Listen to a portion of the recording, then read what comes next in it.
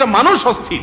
এর মূল এবং প্রধান কারণ হলো এই কলব এবং অন্তরে যে জিনিসটাকে ঢুকানো দরকার ওটা না ঢুকাইয়া ভুলটারে ঢুকাইয়া বসে আছে, ইনস্টল করে নিছে দুনিয়াকে। দুনিয়া ছাড়ার কিছু তার মাথায় নেই। একজন যুবক তিনি কোনো মেয়ের সাথে অবৈধ সম্পর্কে জড়িয়েছেন, হারাম সম্পর্কে জড়িয়েছেন, সেটা একটা বিষয়। কিন্তু সেই মেয়ে তার সাথে ধরুন মানে কথা রাখে নাই, সে আরেকজনের সাথে ভেগে গেছে বা অন্য কোথাও তার বিয়ে হয়েছে। এখন সে ডিপ্রেশনে ভোগে। কেন ডিপ্রেশনে ভোগে? যে ওই পছন্দের মানুষটাকে সে পায় নাই। আলটিমেটলি এটা দুনিয়া, ঠিক না ভাই? ঠিক। আলটিমেটলি এটা কি?